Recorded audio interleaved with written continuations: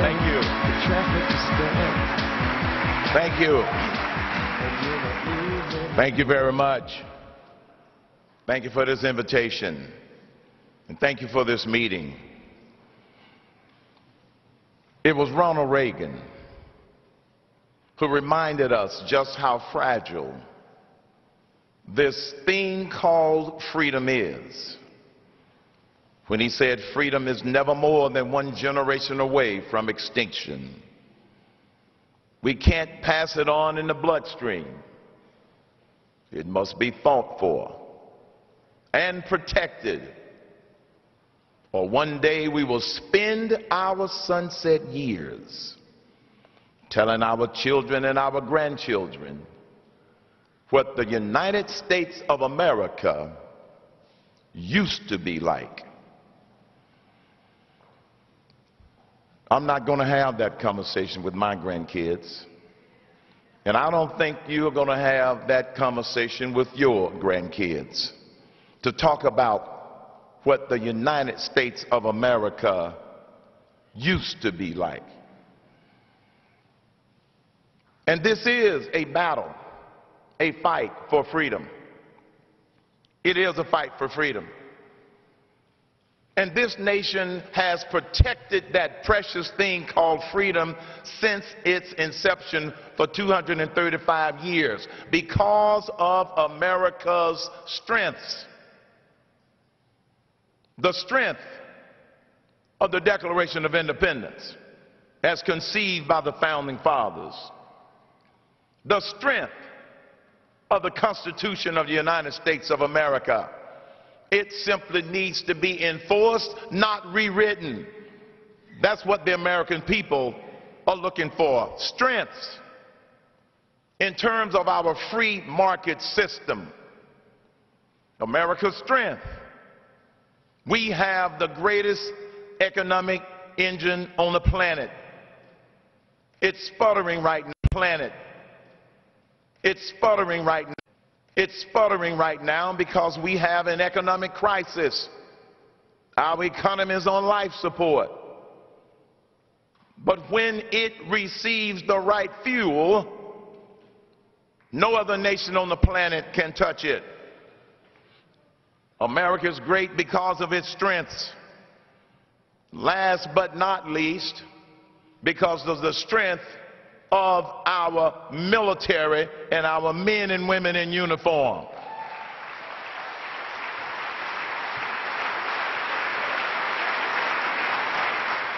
But there's one strength that you rarely hear mentioned when people talk about America's greatness. And it is because of this particular strength that I am here tonight, that I am on this journey. That is America's ability to change, and we got to change the occupant of the White House again in 2012.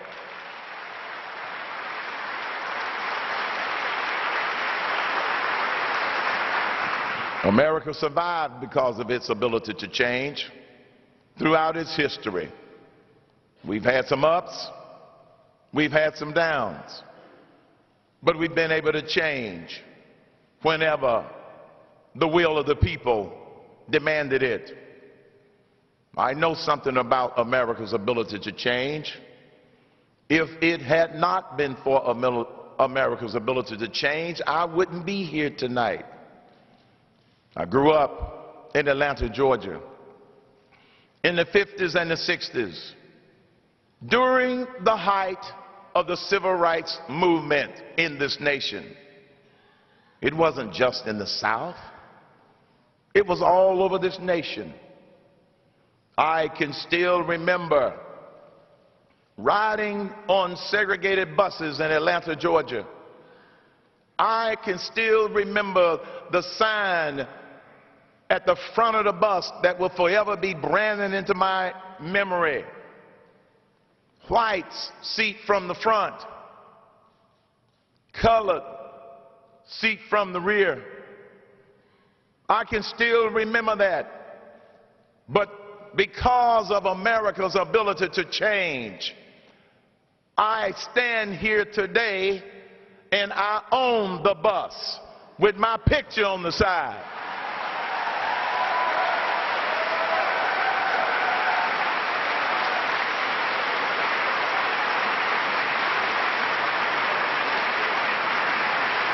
America's ability to change is one of our greatest strengths. And the founders got it right. They got it right in that document called the Declaration of Independence. They got it right in that document called the Constitution. It wasn't so restrictive that it didn't allow us to change when we had to. But they got it right when they said, endowed by their Creator. Not the presidents, not Congress. Endowed by their Creator with certain unalienable rights. That among these are life from conception, no abortions, no exceptions.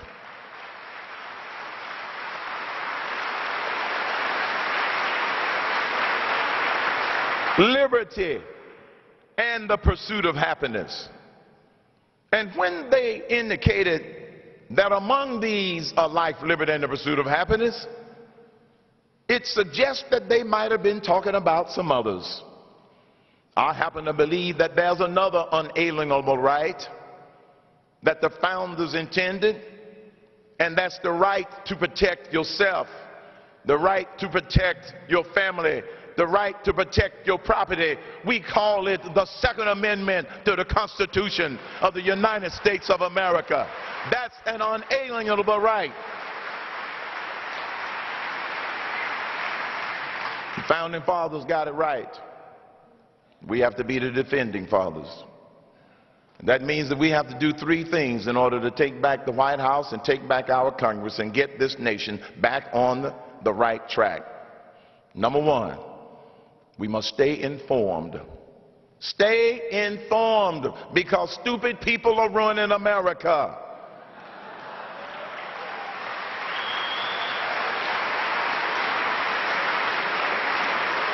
We can win because there are more of us. We just got to outvote them. Secondly, stay involved. Stay involved. It is great to see so many of you here tonight.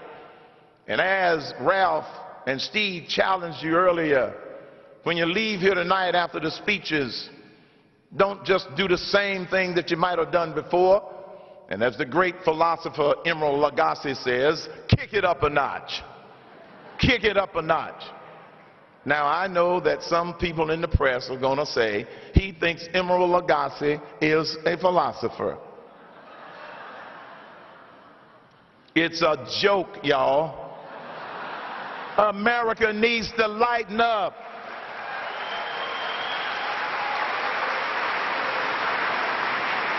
And the third thing that I ask you to do is to stay inspired. Stay inspired. The liberals want you to believe that we cannot do this. The liberals want you to believe that they've got this nation in a chokehold and that they are going to hold on to it and not let it go. But one of the greatest strengths of this nation is the will of the people. And when the will of the American people unleashes the spirit of America, we can achieve whatever we want to achieve. I'm inspired by a lot of things, folks. I'm inspired by the greatness of this nation. I'm inspired by the face of that first grandchild back in 1999 when I looked into that little face for the very first time. And the first thought that went through my mind wasn't, what do I do to give her a good start in life? The first thought that went through my mind was, what do I do to make this a better nation and to make this a better world for her and all of the other little faces? And you see, we don't have a lot of time to get this right.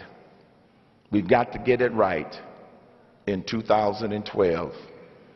And I believe that we will. Because we are reminded that while we are on this journey, We all have just a limited amount of time to be here. And we have to decide how we are going to use our time, our talents, and our treasure in order to make a difference not only in your community, but to make a difference in this world and make a difference in this nation. Dr. Mays of Morehouse College used to remind the young men of Morehouse when I was a student there that life is just a minute, only 60 seconds in it. Forced upon you, can't refuse it. Didn't seek it, didn't choose it, but it's up to you to use it. You must suffer if you lose it. Give an account if you abuse it. Just a tiny little minute, but eternity is in it. In 2012, it is our responsibility to honor the memory of Ronald Reagan as he described America as that shining city on a hill. But in the last few years, that shining city on the hill has slid down to the side of the hillside. And it is our responsibility in 2012 to take that shining city on a hill back to the top of the hill where it belongs and never apologize for America's greatness.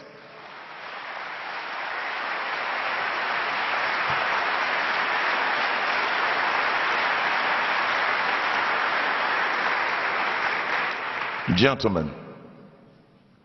Thank you, Mr. Cain. More and more Americans are coming to the realization that specific energy policies affect our jobs and our economy. What is your comprehensive plan to shape your future administration's energy policy? And please include how this vision differs from the approach of our current administration. The current administration doesn't have a policy. We will have an energy independence strategy because America has the resources to become energy independent. We have enough oil, coal, natural gas, shale oil. We have the resources to become energy independent. And my team is already working on putting that strategy together. Because energy independence is not only an economic imperative, it is a national security imperative. Because we do not need to be dependent upon foreign oil from countries that do not like us. So this is why we're going to become energy independent. Now, the first barrier that some people like to say that we will have in doing that is that the EPA won't let us do that.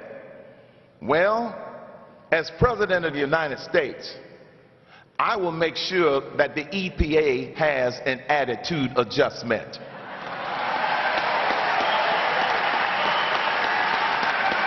They work for us. If you could reverse one energy-related policy decision from the last 3 years, what would it be, and what would you have done differently? If I could have reversed one energy-related policy over the last 3 years, what would it have been? I would have allowed the American people to decide what kind of light bulbs they want to put in their homes. America believes in choice. Green energy is a joke. You ought to be able to pick what light bulb you want. That's why we call this Faith and Freedom Coalition. Yes, sir. Mr. Cain, thank you for coming this evening. We're honored that you're here. Question number one, what would you do specifically to prevent abortion on demand and defend traditional marriage? What would I do specifically to prevent abortion on demand and to defend traditional marriage? I believe that we need a constitutional guarantee for traditional marriage between a man and a woman. In terms of preventing abortion on demand, I would not sign any legislation that where government funded abortion. I would not sign any legislation that in any way allowed the government to be involved in it.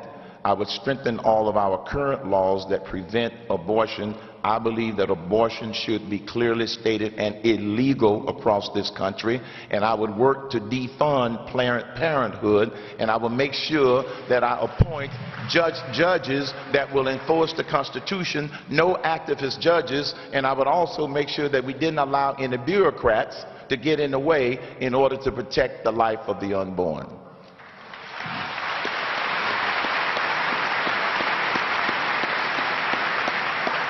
Thank you, Mr. Cain. Question number 2.